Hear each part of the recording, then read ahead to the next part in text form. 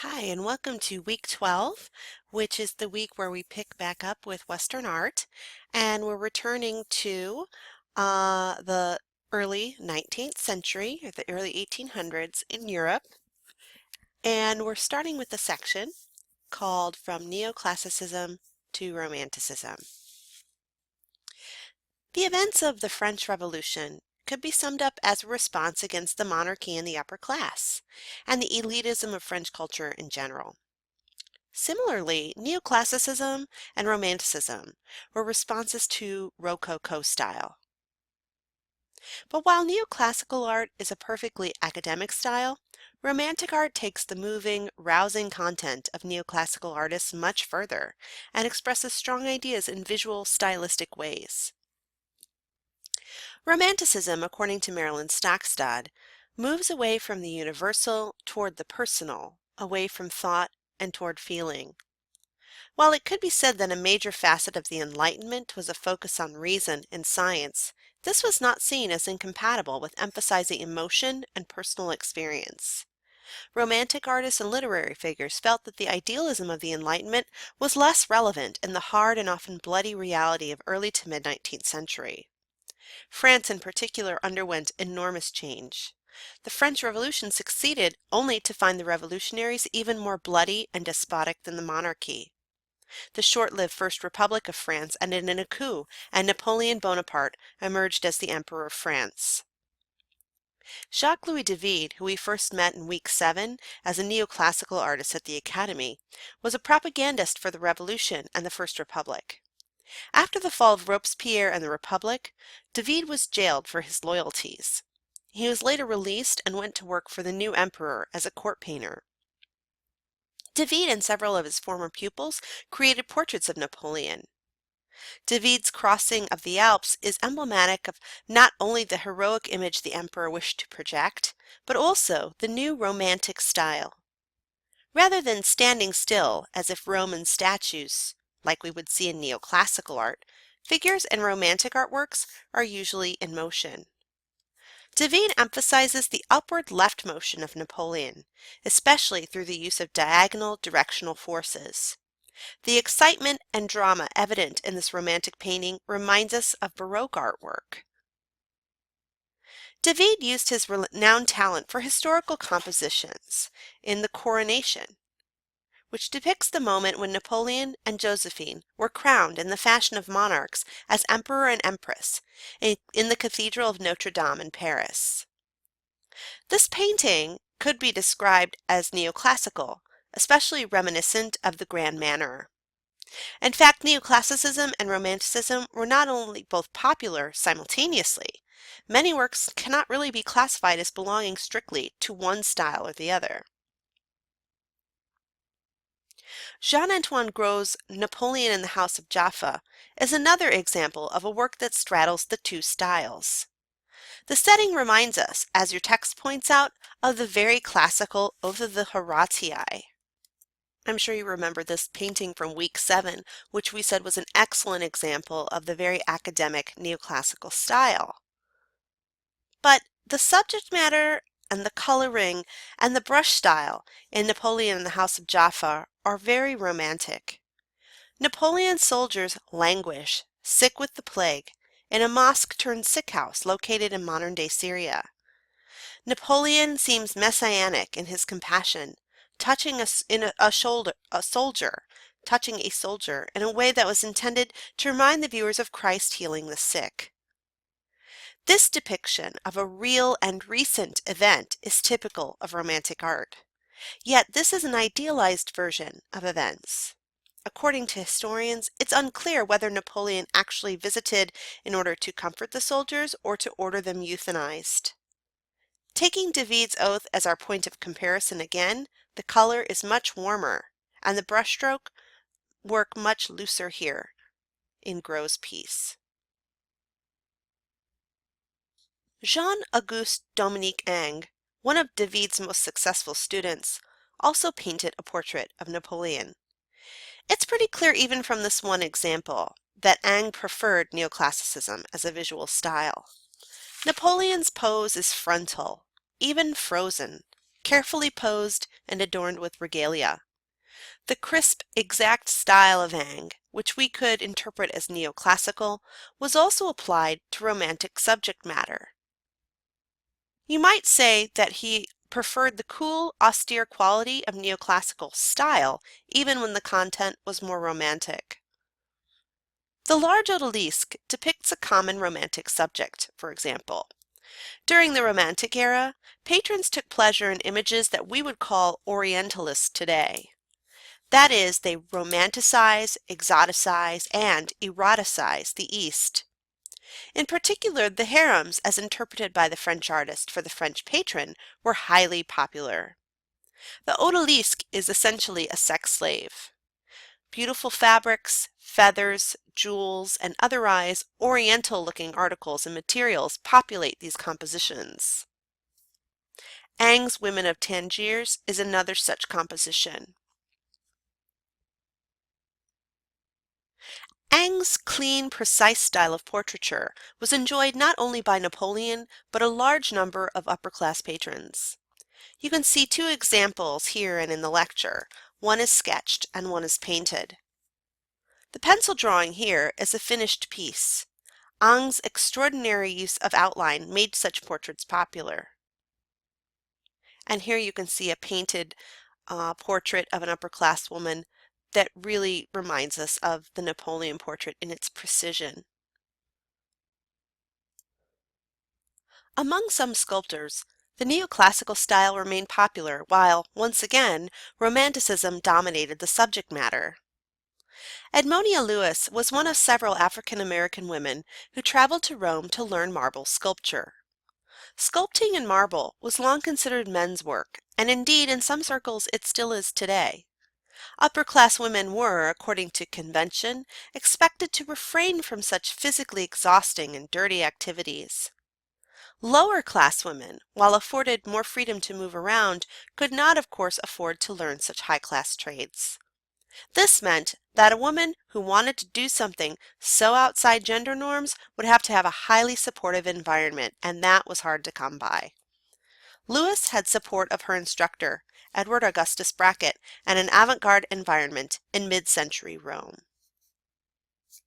Lewis's work championed African American causes, a quality which caused her to gain admiration from some and admonishment from many others. Forever Free presents a highly romantic subject, a recent event, the emancipation of the slaves in the U.S. It's depicted here, and like other romantic subjects, it's quite emotionally charged. Yet it is presented in a neoclassical style. The figures are racially ambiguous, which the artist might have believed allowed any viewer to identify with them. This treatment of race has been both lauded and criticized by her contemporaries and art historians. Lewis's Death of Cleopatra is a celebration of a strong female African figure. While we now know that Cleopatra and the Ptolemies of Egypt were of European descent, at the same time it was a matter of common opinion that Cleopatra was a native Egyptian. 19th century Romanticism.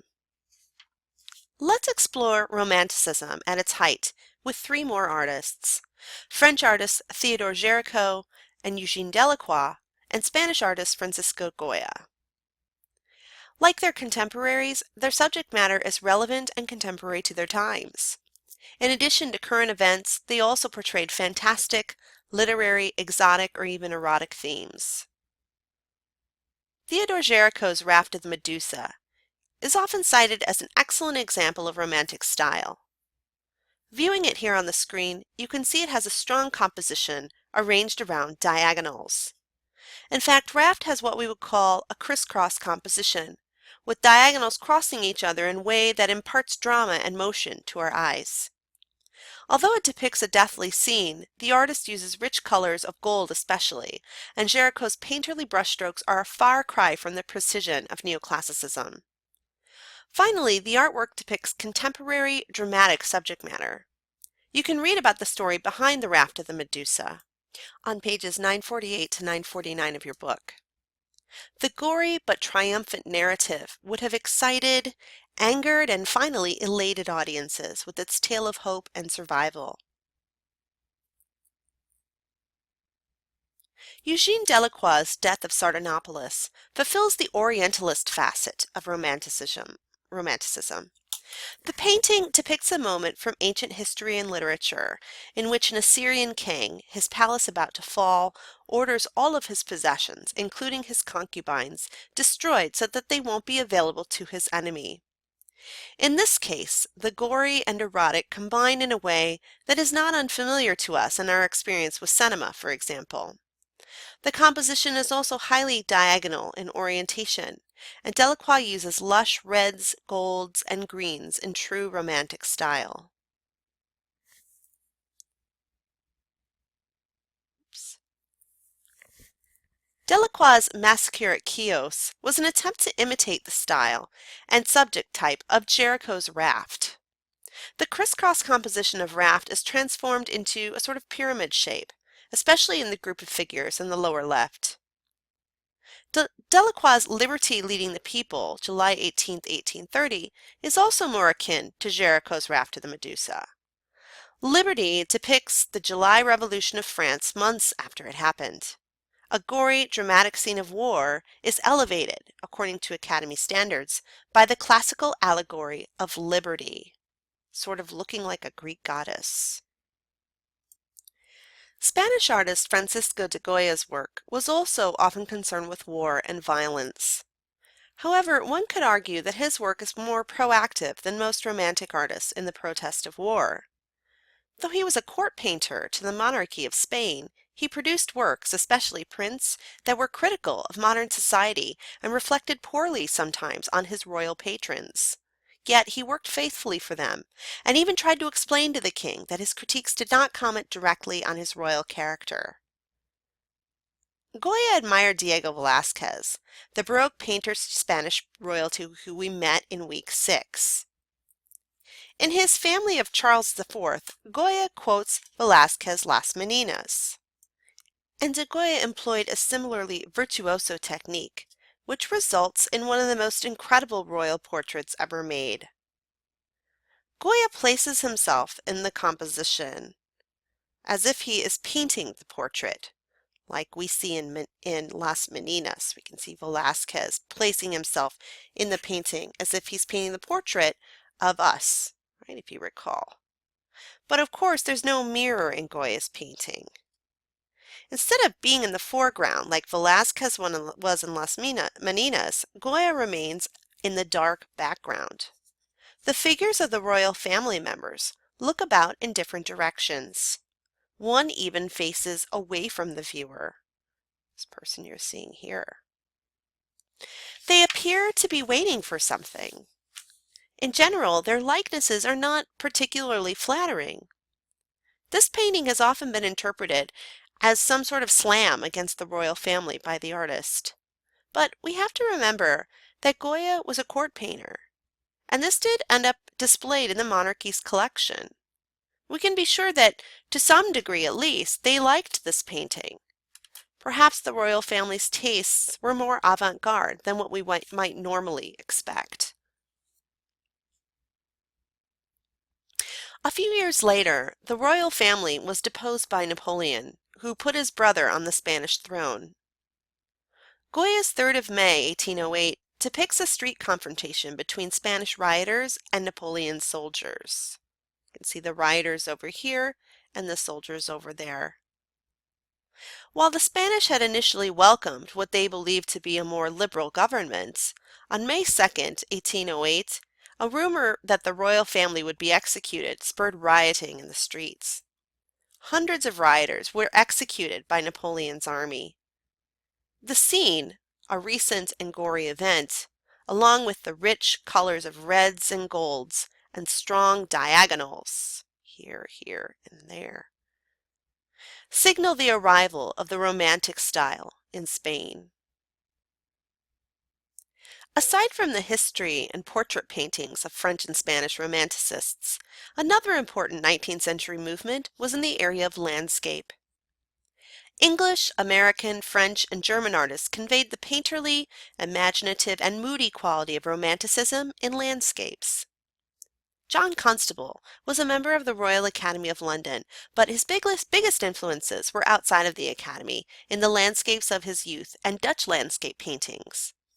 His paintings depict an agrarian ideal and have a nostalgic quality that belies their size.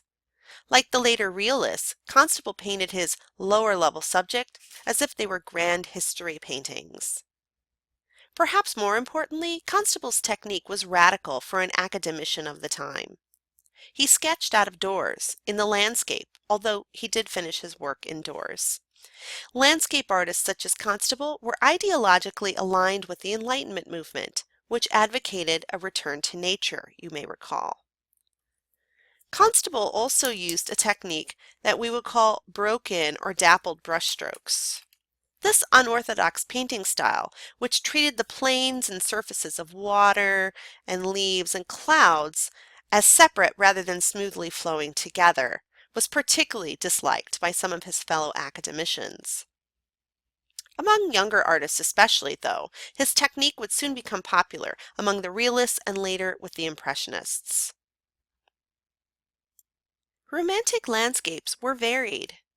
They ranged from the rolling seas and skies of J.M.W. Turner, like in The Fighting Temeraire or in Snowstorm, to the more contemplative and moody works of Caspar David Friedrich.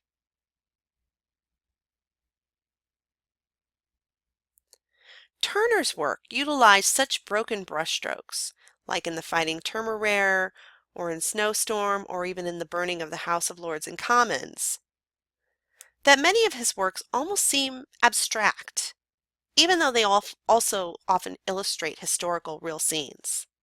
You can read more critiques of Turner's style on page 957 of your book. Friedrich's work was quiet and emphasized a sort of monk-like relationship with nature. His landscapes asked the viewer to contemplate them with a more philosophical eye. Thomas Cole, Frederick Edwin Church, and other American landscape artists had something of a preservationist ideology. Many of these artists belonged to the Hudson River School movement, a loose group of landscape painters anchored in the Hudson River Valley. In his Oxbow, Thomas Cole contrasts the right side, representing the civilized settlers, with the stormy, lush left side, representing the wilderness of Western America. Cole and other Hudson River School artists felt that the natural beauty of the U.S. should be preserved. There's a little self-portrait of Cole that you could actually find right down here.